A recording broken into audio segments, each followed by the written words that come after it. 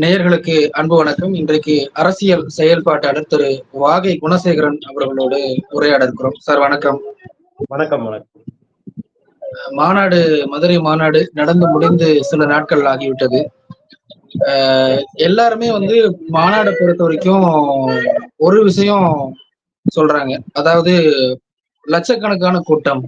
முதல் மாநாட்டுல கூட இந்த ஒரு கருத்தை பார்க்க முடியல. ஆனா இன்னைக்கு எல்லாருமே ஒரு பெரிய அளவுக்கு கூட்டம் வந்திருக்கு அப்படிங்கிறத ஒத்துக்கிட்டு இருக்கிறாங்க. அந்த கூட்டம் ஓட்டா மாறுமா அப்படிங்கறத விமர்சனமா முன்வைக்கிறாங்க. எப்படி அதை பார்க்கிறீங்க? அதாவது எப்படின்னா, ஃபர்ஸ்ட் விக்கிரவாண்டி விசாலையில எங்க தலைவர் மாநாடு போகும்போது எல்லாரும் என்ன சொன்னாங்கன்னா, மழை பெய்யும், அவருக்கு மாநாடு போட முடியாது, ஆள் வராது, அப்படி இப்படின்ட்டாங்க. அதுலயே கிட்டத்தட்ட 15-20 லட்சம் பேர் மக்கள் தொகை கூடவும் எல்லாரும் பயந்துட்டு போயிட்டாங்க. அதுக்கு பின்னாடி அப்பவும் கூட்டம் எல்லாம் ஓட்டா மாறாது அப்படின்னாங்க. இப்ப இந்த 2வது மாநாடு பாரபட்சத்துல கிட்டத்தட்ட ரெகுலராவே ஒரு வாரம் திருவிழா கோலம் மாதிரி இருந்துச்சு. நான் அங்க மாநாட்டு பணியில இருந்தவன். அதை நான் சொல்றேன். மாநாட்டு திட்டத்துல நான் இருந்தவன். டெய்லி சராசரி 5000 பேர் இந்த இடத்துல தானே நின்று பேச போறாரு, தலைவர் எந்த இடத்துல நின்று பேச போறாரு, எப்படி இருக்குங்கிறத அதை பார்க்கறத மக்கள் ஆர்வத்தோட பார்த்துட்டு போறதை நான் கண்ணு கூட உணர்ந்தேன். அப்ப அப்படிப்பட்ட சூழல்ல அப்படிப்பட்ட மக்கள் எப்படி வாக்களிக்காம இருப்பாங்க? அது போக இன்னைக்கு 25 லட்சம் மக்கள், அதாவது வாகனம் மட்டுமே உளவுத்துறை ரிப்போர்ட்டின் படி 70,000 குறையாத வந்திருக்கு. ஓகேங்களா? 25 லட்சம் பேருக்கு மிகாமல் வந்திருக்காங்க. ஒரு லட்சம் பேர் கூட நீங்க வச்சுக்கோங்க, சும்மா பார்த்துட்டு போனோம்னு வச்சுட்டு. ஆக 24 லட்சம் வாக்குகள் கண்டிப்பா விழத்தான் செய்யும். இதெல்லாம் எப்படின்னா, இந்த கரப்ஷன் கபடதாரிகளுக்கு எப்படின்னா, இந்த வடிவேலு ஒரு படத்துல ஏற்கனவே சொல்றது, இப்ப அந்த ஆளுமை இல்லாத, ஆற்றல் இல்லாத இந்த தமிழ்நாட நம்மளை விட்டா வேற ஆள் யாருமே இல்லை, இதை நம்ம ஆட்டையை போட்டலாம். இந்த திமுக கபடதாரிகள் ஒரு கனவுல மிகப்பெரிய மண்ணள்ளி போட்டாரு எங்க வெற்றி கழக தலைவர், வெற்றி தலைவர் தளபதி அவர்கள். இதை எந்த ஒரு ஆயுதத்தால, எந்த ஒரு ஆதங்கத்தால இதை தீர்க்கலாம்னு சொல்லிட்டு சில வாடக வாய்களை, சில பத்திரிகைகள் அரசியல் ஆய்வாளர் என்ற போர்வையில உள்ள சில பேரை வச்சுக்கிட்டு தூண்டி விட்டுக்கிட்டு இது ஓட்டா மாறது அன்டெஸ்டட்னு சொன்ன ரஜினிகாந்த் ஐயா அவர்கள் அதே ரவீந்திரன் துரைசாமி 50% வாக்கு வாங்குவாருன்னு அன்னைக்கு சொல்றாரு. இன்னைக்கு இன்ன வரைக்கும் 0% தான். ஆஃப்டர் 26க்கு அப்புறம் தான் தெரியும் அவர் பிளாப், இவ்வளவு அவரும் வாங்குவாரு, இவ்வளவு வாங்குவாரு அப்படின்னு சொல்றாரு. மொத்தத்துல இந்த பாரபட்சி மாநாடு தமிழக அரசியல்ல ஒரு மிகப்பெரிய புயலையும் புரட்சியை ஏற்படுத்திடுச்சு. இதனால ஒட்டுமொத்த தென் மாவட்டத்தில் உள்ள 70, அதாவது 54 தொகுதி மதுரை மண்டலத்துல, அது போக கூடுதல் 70 தொகுதி தமிழக வெற்றி கழகம் தனிச்சு போட்டி போட்டா கூட ஜெயிக்கக்கூடிய ஒரு வல்லமை உள்ள ஒரு மக்கள் எழுச்சிய நான் அனுதினமும் மக்கள்ல ஒருவனா நான் பார்த்துக்கிட்டு இருக்கேன், பேசிக்கிட்டு இருக்கேன், கேட்கிறாங்க. அவர் வச்ச கருத்துக்கள், வாதங்கள் எல்லாமே 100% உண்மை. இது தேவை. எந்த ஒரு வார்த்தையும், எந்த ஒரு வாக்கியமும் பிசு தட்டுவல்ல, மிக நேர்த்தியாக தெளிவாக பேசினாரு அப்படிங்கிற மாதிரி நான் சொல்றேன். அதனால எல்லாருமே வாக்களிக்க என்ன இல்லைன்னா அங்க வரமாட்டாங்க. நீங்க ஏடிஎம்கே டிஎம்கே பற்றி பாருங்க, ஓட்டு கொடுக்கணும், கோழி பிரியாணி கொடுக்கணும், 200 ரூபாய் அல்லது 300 ரூபாய் கையில கொடுக்கணும், ரோடு இங்கிட்டு போனா இங்கிட்டு போயிருவான். ஆனா காலையில மாநாடு எத்தனை மணிக்கு சொன்னாங்க? 4 மணிக்குன்னு சொன்னாங்க. ஆனா காலையில 7 மணிக்கு, ஏன் முத நாளே கிட்டத்தட்ட 20,000 பேர் அங்க தங்கிட்டாங்க. காலையில 7 மணிக்கு கிரௌட் ஆனது. கிட்டத்தட்ட தலைவர் ஓவர் கிரௌட் ஆகுது, ஓவர் வெயில் ஆகுதுன்னு சொல்லிட்டு 3 மணிக்கே பேச்ச ஆரம்பிச்சிட்டாரு. 3 மணிக்கே மாநாட்டை ஆரம்பிச்சிட்டாங்க. சோ இதுல இருந்தே தெரியுது, மாநாடுக்கு வந்தவர்கள் அனைவருமே வாக்காளர்கள் மட்டுமல்ல, எங்கள் வெற்றி தலைவரின் பக்தர்கள் என்று கூட சொல்லலாம். அதனால அந்த சந்தேகம்லாம் எந்த அரசியல் கட்சிக்கோ எந்த ஊடகத்துக்கோ யாருக்குமே தேவையில்லைங்கிறத நான் சொல்லிட்டேன். ஆனா ஒரு கட்டுப்பாடு இல்லாம நடக்குது. விஜய பார்த்த உடனே, விஜய் பேசுறதுக்கு முன்னாடியே ரசிகர்கள் எல்லாம் கிளம்பி போறாங்க. விஜயுமே இன்னும் ஒரு ரசிக மனப்பான்மையில தான் இருக்கிறாரு. அவர் தீர்மானங்களை எல்லாம் மேடையில பேசுறது இல்ல, எல்லாத்தையும் பார்த்து எழுதி பார்த்து படிக்கிறாரு. இப்படி சில விமர்சனம் வைக்கிறாங்க. ரவீந்திரன் துரைசாமி இன்னும் கூடுதலா ஒரு படி மேல போய், இது யாருமே ஓட்டா மாற மாட்டாங்க, இதுக்கு முன்னாடி இதை விட அதிகமா எல்லாம் ரசிகர்கள் நடிகர்கள் கட்சி ஆரம்பிக்கும் போது கூடி இருக்கிறாங்க. கருப்பு எம்ஜிஆர்னு விஜயகாந்த் சொன்னாரு, அவராலையும் முடியல, இவராலையும் முடியாது அப்படிங்கறதெல்லாம் ரவீந்திரன் துரைசாமி கொஞ்சம் ஆழமாவே பேசுறாரு சார். ரவீந்திரன் துரைசாமி நுழையிற இடம் விளங்கவே விளங்காதுங்க. ரவீந்திரன் துரைசாமி ரஜினிகாந்த் ஐயா ஏன் அரசியலுக்கு வரவிடாம அடுத்ததுக்கு மூல காரணமே ரவீந்திரன் துரைசாமி தான். ரவீந்திரன் துரைசாமி அனுப்பிச்சு விட்டது திமுக தான். இதே ரவீந்திரன் துரைசாமி எங்களையும் ஆதரிச்சு பேசுறதுக்காக அணுகுனாரு. ஆனா எங்க தலைவர் வந்து முன்னாடியே என் முன்னோர்கள் செய்த செயல், அதாவது ஐயா ரஜினிகாந்த் 2 பேர் இருந்தாங்க. அதுல ஒரு ரஜினிகாந்த், இன்னொரு ஆளு இன்னொருத்தர், அவர் பேரை நான் சொல்ல விரும்பல, ரொம்ப வயது மூத்தவர். இவங்க 2 பேரையும் மட்டும் உள்ள விடக்கூடாது அப்படிங்கறதுல எங்க தலைவர் தீர்க்கமா இருந்தாரு. அந்த கோபம், அந்த நம்மளுக்கு ஏன்னா 2 சைடும் காத்து வாங்கிக்கலாம்னு பிளான். 2 சைடு இப்போ ஒன் சைடு திமுக இருந்து மட்டும்தான் வருது, இன்னும் இவற்ற இருந்து வரல. இந்த கோபத்துல ஏதோ வாய் பிடிச்சோம் மாங்காய் பிடிச்சோன்னு சொல்லிட்டு சும்மா அடிச்சு விட்டுக்கிட்டு இருக்காரு. அவர் வந்து அந்த அந்த அந்த தொகுதியில் அந்த சாதி, இந்த தொகுதியில் இந்த சாதி, இத்தனை வாக்கு சாதி. எங்க தலைவர் வந்து ஒரு நியூட்ரல் பர்சன், சாதி மதத்துக்கு அப்பாற்பட்டவர்.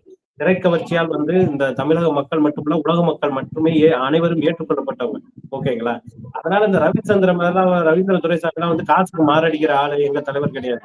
அவர்லாம் வந்து மனித பதர், அற்ப பதர்னே சொல்லலாம் ரவீந்திரன் துரைசாமி. அவர் பேச்சுக்கெல்லாம் நாங்க செவிமடுக்கவும் தேவையில்லை. எங்க தலைவர் அதுக்குதான் ஒரே ஒரு வார்த்தை, ஃபர்ஸ்ட் இதே சிங்கம் வந்து வேட்டைக்கு வரும்போது, ஆட்டை விட்டு வெளியே வரும்போது என்னைக்காவது எப்பாவது ஒற்றை வரும், வந்துச்சு கச்சிச்சுன்னா 8 கிலோமீட்டர் வரை கேட்கும். ஆனா அது தன்னை விட பலசாலிகளும் தன்னை விட பெரிய மிருகங்களை தான் வேட்டையாடி சாப்பிடும். மருந்துக்கு கூட கெட்டு போனதையோ செத்து போனதையோ தொடாதுன்னு சொன்னது ரவீந்திரன் துரைசாமிக்கு தான், அரசியல் ஆய்வாளர் இருக்கிற பேர்ல. ரவீந்திரன் துரைசாமி எல்லாம் செத்து போயே பல நாள் ஆயிடுச்சு, கெட்டு போயே பல நாள் ஆயிடுச்சு. அதனால அவரை மாதிரி ஒரு சில்லற ஆளுகளை பத்தி எல்லாம் அரசியல் ஆய்வாளர்கள பேர்ல நம்ம பேசி வீண் பண்றது டைம் வேஸ்ட். ஓகேங்களா? அடுத்ததாக வந்து மாநாட்டுக்கு வந்து எங்க தலைவர் வந்து ஏற்கனவே அறிக்கை விட்டிருந்தாரு. வயது முதிர்ந்தவர்கள், நோய்வாய்ப்பட்டவர்கள், சிறுவர்கள், பள்ளி மாணவர்கள், இவரெல்லாம் யாரும் வர வேணாம், நீங்க டிவிலே இருந்து பாருங்க அப்படின்னு.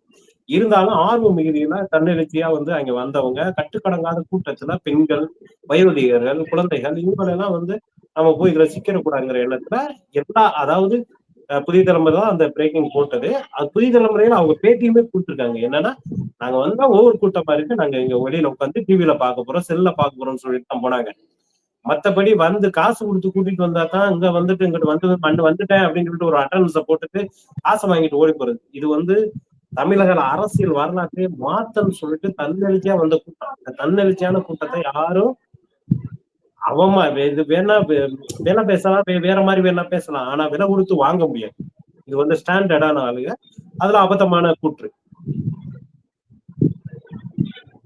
அடுத்தடுத்து செயல்பாடுகள் எப்படி இருக்கும்? அடுத்து வேற பகுதிகளில் மாநாடு நடக்குமா, அல்லது தமிழ்நாடு முழுக்க விஜய் ஒரு நடைபயணம் மேற்கொள்ளும்? ஏன்னா தொடர்ந்து விஜய் வந்து இன்னும் ஆக்டிவ் மோடுக்கு வரல. அவர் மாநாடுக்குன்னா வராரு, மற்ற இடங்கள்ல பேசுறது இல்ல அப்படிங்கிற கருத்தையும் முன்வைக்கிறாங்க. அதுக்கு என்ன பதில் சொல்லலாம் நினைக்கிறேன்? இல்ல அதாவது தலைவர் கட்சி ஆரம்பிச்ச போதே சொன்னாரு, எனக்கு முன்னோர்கள் செய்த பிள்ளைகளை நான் செய்ய மாட்டேன், நான் வந்து தெளிவா நேர்கரமா அரசியலை வந்து ஒரு பார்ட் டைம் ஜாப்பா நான் பண்ணல, முழு அர்ப்பணிப்பு உணர்வோட இந்த தமிழக மக்களுக்கு ஏதாவது நல்லது செய்யணுங்கிற எண்ணத்தோட நான் வந்திருக்கேன்னு சொல்லியிருக்காங்க. எங்க தலைவரோட மூவ்மெண்ட்டை பிளான் பண்றது இந்த சாதாரண கடைக்கோடி ஒரு கடைக்கோடி மாவட்டத்துல பிறந்த ஒரு கடைக்கோடி தோழன் கிடையாது. அவருக்கு வந்து ஒரு ஸ்ட்ராட்டஜி டீம் இருக்கு, அவருக்குன்னு ஒரு பிளான் பிளான் இருக்கிற இதெல்லாம் இருக்கு, ஆளுகள்லாம் இருக்காங்க. அதன்படி ஒவ்வொன்றா முறைப்படி எங்களோட அதிகாரப்பூர்வமான லெட்டர் அறிவிப்பாங்க. அந்த அறிவிப்பின்படி இருந்தாலும் நான் என் தலைவர் கூட என் தலைவரை நான் நேசிக்கிற காரணத்தினால அவர் வந்து அதிகபட்சமா அடுத்து வந்து மக்களோட மக்களா ஒவ்வொரு ஊரா போறதுக்கு வாய்ப்பு இருக்கு, மக்களோட பிரச்சனைகளை பத்தி பேசுறதுக்கு வாய்ப்பு இருக்கு, இன்னொரு மாநாடு கொங்கு பெல்ட்ல போடுறதுக்கு வாய்ப்பு இருக்கு. இந்த மாதிரி செயல்கள்லாம் செய்வாரு. ஆனா ஒண்ணு மட்டும் நிஜம், இன்னும் 6 மாசத்துல வந்து எலெக்ஷன் வந்துடும். செப்டம்பர்ல இருந்து கவுண்ட் பண்ணா மார்ச்சோட 6 மாசம். இந்த 6 மாசமும் தினமும் பேசக்கூடிய பொருளாகவும் தலைப்பு செய்தியாகவும் எங்க தமிழக வெற்றி கழக தலைவர், வெற்றி தலைவர் மக்களின் பிணிகளை தீர்க்கக்கூடிய அருமருந்தாகவும், மக்களை பிடித்துள்ள கடன் சுமையை தீர்க்கக்கூடிய தமிழ்தாயின் தவப்புதல்வனாகவும் இந்த செயின்ட் ஜார்ஜ் கோட்டையில அவர் அரியணையில் அமரப்போவது வெகு தொலைவில் இல்லை. 2026 ஏப்ரல் மேல அவர் முதலமைச்சர் ஆகுவார். அதற்கான செயல் திட்டமும் உழைப்பும் உத்வேகமும் எங்களது தலைவர்கிட்ட இருக்கும். அது மட்டும் பாரபத்தியில அவர் பேசிய அந்த கர்ஜனையிலேயே தெரிஞ்சுட்டு அதுல எந்த மாற்றமும் கிடையாது. திமுகவினுடைய அமைச்சர்கள் அவங்களும் இதையெல்லாம் சொல்றாங்க. KN நேரு, அன்பில் மகேஷ், இப்படி பல்வேறு அமைச்சர்கள் வந்து 2026 விஜய் அவர்களுக்கு நாங்க தக்க பாடம் புகட்டுவோம், எங்களுடைய தலைவர் மு.க. ஸ்டாலின் அவர்களை ரொம்ப தரம் தாழ்ந்து விமர்சிச்சிருக்கிறாரு அப்படிங்கிற வார்த்தைகள்லாம் சொல்லியிருக்கிறாங்க. அதை எப்படி பார்க்கறீங்க? இல்ல, தரம் தாழ்ந்துன்னா என்ன வார்த்தைன்னு தெரியல. தரம் தாழ்ந்துன்னா அங்கிள் ஸ்டாலின் அப்படின்னு சொல்லிட்டாரு அப்படிங்கிறத சொல்றாங்க. அப்புறம் வந்து ஐயா SSC அவர்கள் வந்து யூஸ்வலாவே திமுக பாரம்பரியத்துல ஒரு கலைஞர் ஐயாவோட ஒரு அட்டாச் உள்ள ஆளு. எங்க வெற்றி தலைவர் வந்து சிறு வயதிலேயே அவங்க வீட்டுக்கு போகக்கூடிய ஒரு ஆளா இருக்கலாம். யூஸ்வலாவே அவர் வந்து அங்கிள் கூட கூப்பிடலாம். அதாவது நீங்க வந்து ஒரு முதலமைச்சர்னா தமிழ்நாட்டுக்கு முழுக்க நீங்க அப்பான்னு நினைக்க கூடாது. தாத்தாவாவும் இருப்பீங்க, சித்தப்பாவாவும் இருப்பீங்க, மாமாவாவும் இருப்பீங்க, பெரியப்பாவும் இருப்பீங்க. எல்லா உறவு முறையும் நீங்க அண்ணனாவும் இருப்பீங்க, தம்பியாவும் இருப்பீங்க. 80 வயசு ஆளுக்கு ஸ்டாலின் அப்பாவா? அது என்ன லாஜிக்? ஓகேங்களா? உறவு முறையை தான் சொல்லி அழைத்தாரே தவிர எங்களது வெற்றி தலைவர் வந்து அவரை சிறுமப்படுத்தணுமா களங்கப்படுத்தணுமா அப்படிங்கிற எண்ணம்லாம் இல்லை. புரியுதுங்களா? அது வந்து எப்படின்னா அவங்களுக்கு வந்து எப்படின்னா இந்த ஒரு விளம்பர மாடல் அரசு கரப்ஷன் கபடதாரிகள் கபட நாடக ஆட்சி அவங்க நடத்துறாங்க. ஏன்னா ஒண்ணுமே பண்ண மாட்டாங்க. ஆனா வந்து அதை பண்ற உங்களுடன் ஸ்டாலின் தூய்மை பணியாளர்கள் வந்து போராடிக்கிட்டு குண்டு கட்டா நைட்டா தூக்கி போய்கிட்டு இருக்கும்போது இவர் கூலி படம் பாக்குறாரு. ஓகேங்களா? சோ ஆட்சி நிர்வாகம் அதனாலதான் எங்க தலைவர் கேட்டாரு, மனசாட்சியை தொட்டு சொல்லுங்க, நீங்க நேர்மையான ஆட்சி நடத்துறீங்களா அப்படின்னு சொல்லிட்டு. விடியல் பயணம் தொடரட்டும் அது இதுன்னு ஏதோ உள்ள அப்படியே ஒரு அறிக்கையா தான் இருக்கு அவங்களோட இது ஃபுல்லா. அந்த அறிக்கைகள்ல இவர் வந்து இந்த மாதிரி இப்ப சாமானியன் ஒரு டீ கடையில நல்லா பேசினாருப்பா வெற்றி தலைவர் அப்படின்னு சொல்றது அமைச்சரோட காதுகள் வரைக்கும் போகுது. ஐயா நேர் காது வரைக்கும் போகுது. அது ஜீரணிக்க முடியல. என்னடா நம்மளை எதிர்க்கவே ஆள் இல்லைன்னு நினைச்சோம். அதிமுகவோட ஒரு கள்ள கூட்டணி, பாரதிய ஜனதாவோட ஒரு கள்ள கூட்டணி போட்டு காங்கிரஸோட மட்டும் நேரடி கூட்டணி போட்டு நம்ம இந்த ஆட்சியை தக்க வச்சு அடுத்த 5 வருஷமும் அதிகாரத்தை ருசிச்சிடலாம், அதிகாரத்தை புசிச்சிடலாம் நம்ம நினைச்சுக்கிட்டு இருந்தோம். அதுக்கு வேட்டு வைக்கிற மாதிரி ஒரு மக்கள் தன்னால எழுச்சி பெறது மாதிரி தெரியுது. அப்படிங்கிற அந்த பொறாமையில, அந்த காழ்ப்புணர்ச்சியில, அந்த வேதனையில விசி செந்தில்குமார் எம்எல்ஏ அவர்களும், ஐயா நேர் அவர்களும் இந்த மாதிரி ஆளுகள்லாம் பேசத்தான் செய்வாங்க. அது அவங்களோட ஆற்றமை, அது அவங்களோட இயலாமை. அதை வந்து அவர் சொன்ன மாதிரியே அவர் ஸ்டைலே நாங்களும் சொல்றோம். 2026 தமிழக மக்கள் வந்து தக்க பாடம் போட்டுவார்கள். அது கரப்ஷன் கபடதாரிகளா அல்லது தமிழக வெற்றி கழக தலைவருக்கு வந்து வெற்றி மாலையாங்கிறத 2026 தேர்தல் வந்து சொல்லும்.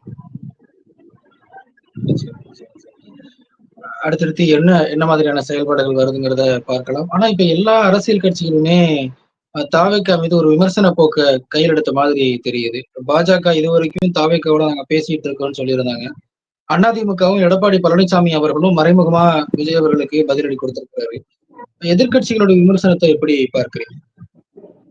இது இன்னைக்கு காலத்தின் கட்டாயம். எங்களை வந்து என்ன சொன்னாங்க ஆரம்பத்துல வந்து கட்சி ஆரம்பிக்க மாட்டாருங்க. ஆரம்பிச்ச பின்னாடி அவர் வருவார், இவர் வருவாரு, இவரெல்லாம் வரமாட்டாரு அப்படின்னாங்க.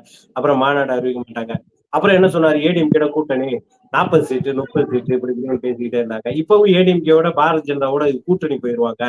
இவங்க வந்து பாஜகவோட பி டீம்னே சொல்லிட்டு இருந்தாங்க. சோ இதுக்கெல்லாம் ஒட்டுமொத்தமா வீட்டு வச்சு விட்டாரு மதுரை பாரபத்தியில.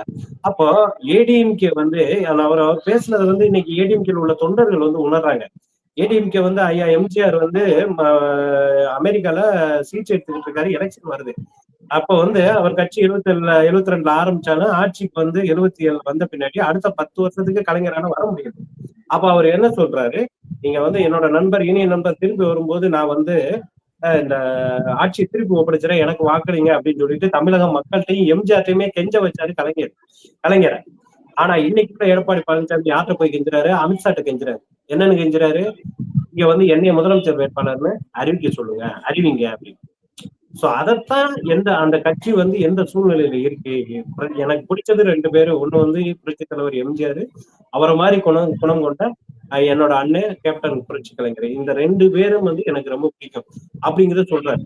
அப்போ அதிமுகவை ஏன் சொல்றாருன்னா, அதிமுக தொண்டர்கள் யாரும் இந்த கரப்ஷன் கபடதாரிகளோட கள்ள கூட்டணிக்கு ஐயா எடப்பாடி பழனிசாமி மேல இன்னைக்கு வந்து ஒவ்வொரு கேஸ் ஃபைலும் வந்து ஐயா மு.க. ஸ்டாலின் இருக்கு.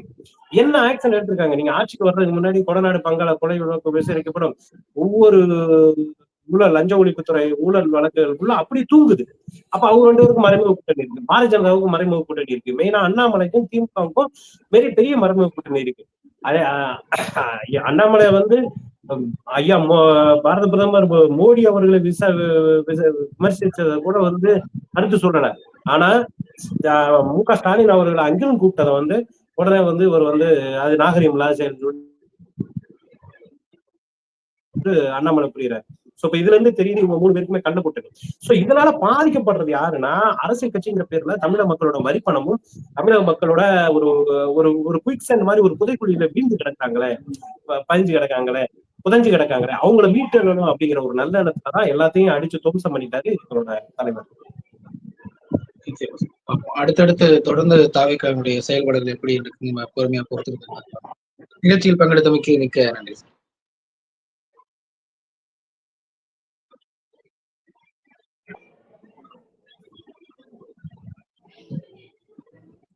நன்றி சார். நன்றி. நன்றி சார்.